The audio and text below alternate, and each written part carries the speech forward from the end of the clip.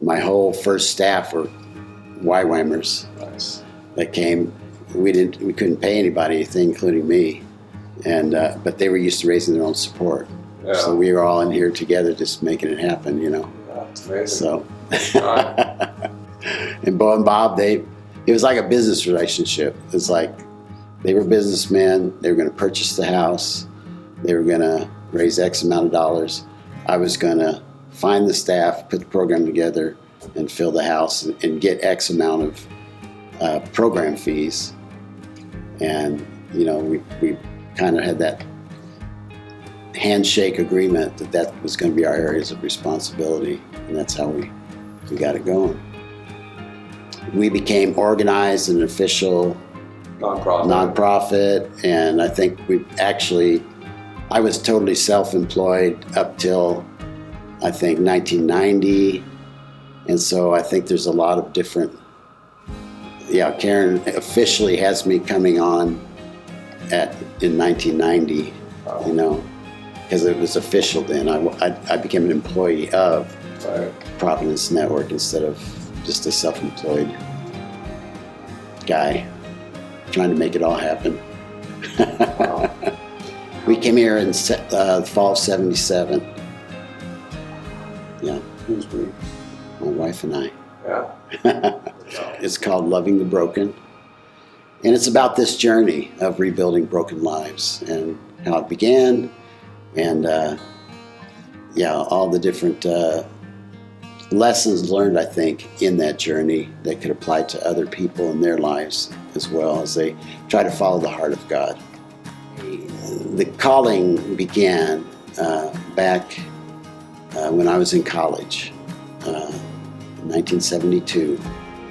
I was preaching weekend youth revivals as a junior in college, and we would go witnessing in the bars in these little country towns in Arkansas, and the little hangouts where the kids were, and a number of them would come to the service, and many would come to Christ. When we'd go back to our campus, we would always give them our address, and they would write us. And so many of them wrote and said, "Help! After you left, I fell back into my addiction. I can't find anybody here to help me." And so this became just hugely burdening on me. I couldn't get any peace about it, and I wrestled with it to the point where I actually quit doing the revivals. I felt like I was birthing spiritual babies, then just leaving them. So as I wrestled with it, Matthew 28, 19 and 20 became, as I read through it, the Lord began to speak to me in a really deep way.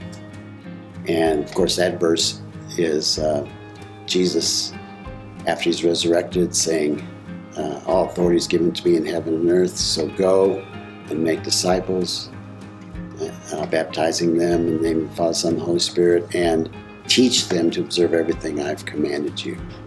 So as I meditated on that verse, I got a picture of the disciples standing around Jesus, and Jesus sharing those verses, and kind of like a comic strip, kind of what, as he spoke, there's like a little bubble of his words, and then you remember the little bubbles that come out of their head as they're listening, and what was going through the grid of their understanding was, go do the same thing for someone else that Jesus just did for me. Very simple. He lived with them for 3.5 years. He poured his life into them. He taught them. He modeled what it was to know the Father, what it was to live out their faith and their life, their Christian life, a Christ-like life on this earth. He loved them up close and personal. It was life invested in a life, 24/7. When they were faithful, when they were faithless, when they were going astray. It's like they knew that he loved them. So for me, that became the picture.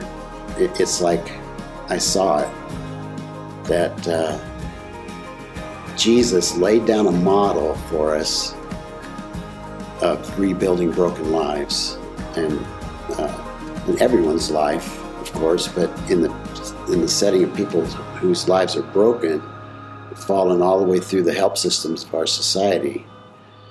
This was a model that would be effective at making disciples and transforming their lives.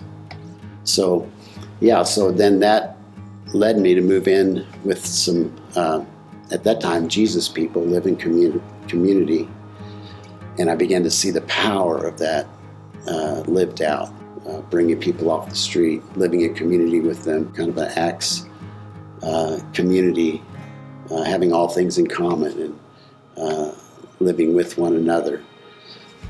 And during that time, though, what I really learned too was the power of addiction, and the power of mental illness, and the power of dysfunction, and how life-controlling it all is. I lived in a dorm room with guys, 20 other guys with bunks 3 high that were coming right off the street. And that was my education. So, when I came here to Denver, I saw this huge homeless population, and felt God's calling to come here to Denver to start a home like that. And that began the process of starting the Providence Network. First of all, I have to give a shout out to Bo Mitchell and Bob Skold. They were part of the executive network. Bo approached me with this idea because he was working with someone who was working with women on the streets. And he said, if I could do something for you, what would it be? And she said, a house for these women.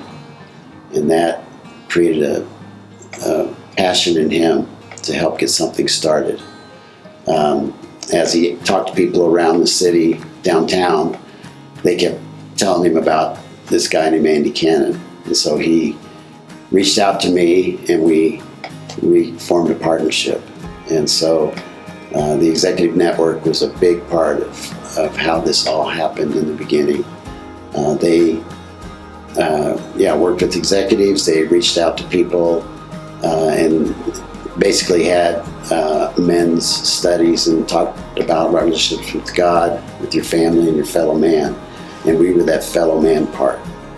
And Bo and Bob wanted something that really had some meat to it, to show businessmen that Christ can really change lives and is worth their investment. So that partnership kind of started that way. And this house went so well, we soon got a couple other homes and for men, and that grew to the point where one of the people on the board had a heart for women and children. And as we talked about her passion, we got the vision for Joy House for women and children victims of domestic violence. Started that in 2000. After that, what I began to really see more clearly after Joy House was 2 years was just not enough for us, in particular our women and children, to be self-sufficient, to make it completely on their own. Many of the women would graduate and then go right back to Section 8 housing or end up back with their old abuser. And so the Lord really began to show me the need for next step housing, for affordable apartment complex that was proactively Christian, and that these women and children in particular, but all of our graduates could have the opportunity to move into. And so then we started a few years later Victory House, which was our first next step housing apartment. It was so successful. I mean, it was just wonderful to see the women and children move in there, and instead of going backwards, continue to grow. And the kids growing up in a healthy environment where there was no drugs or alcohol or abuse, and growing up with a new foundation that perhaps their mother never had. So, Victory stayed full, and so then we went and got Clausen, and the next one we got Gibson, and those are our 3 apartment complexes that we have right now, all full. And it's glorious because it works. The gospel really works. It's just you have to put the pieces together the way Christ modeled it. In life-on-life investment over a long period of time, and building a strong Christian community that helps people continue to grow and then discover what their gifts and callings are